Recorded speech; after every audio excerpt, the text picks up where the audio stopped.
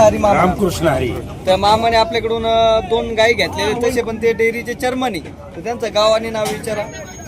नाव सांगा. आमचं गाव तालुका कर्जत, गाव दांडेवाडी, आणि आमची स्वतःची डेअरी, आणि आमच्या डेअरीच्या मार्फत 100 गायची वाटप होणार आहे.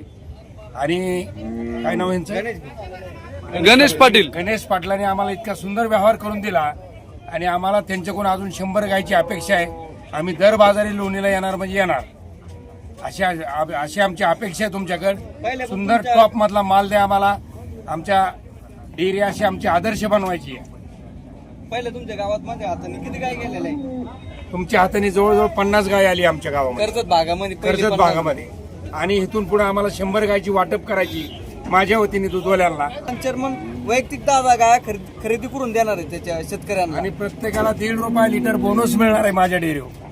ज्या पण शेतकऱ्याची इच्छा असेल चेअरमन दूध घालायचं, 10 गाय खरेदी करायच्या, तर आदर्श chairman प्लॅन म्हणून मी स्वतः उभा करणार आहे.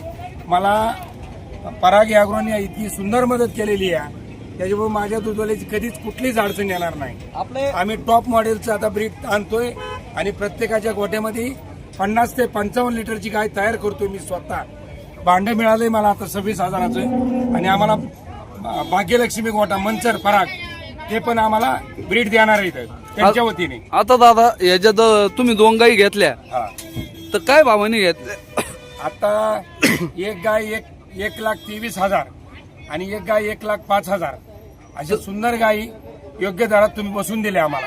तर तुम्ही या गायी सगळ्या ब्रीडिंग साठी नेताय, बरोबर ना? हो, ब्रीडिंग साठी. तुम्हाला ब्रीडिंग तयार करायची. ब्रीडिंग तयार करायची. आता याच्या तुम्ही गायी बघून घेतल्या, तर या किती लिटर दूध देणार? ह्या दोन्ही गायी 22-24 लिटर दूध देणार आहेत.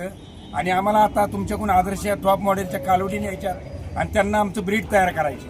बर, आता तुम्हाला प्रत्येक आमच्या दांडेवाडीकरांना प्रत्येक गोट्यामध्ये कर्जत तालुक्यामध्ये ब्रीडचीच गाय करणार तयार.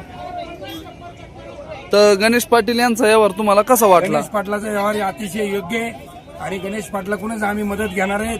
त्यामुळे आम्हाला कुठली अडचण आली नाही. लोणी बाजारात पहिल्यांदा आलो मी लोणी बाजारात, पण कुठलीही कसली अडचण आलेली नाही.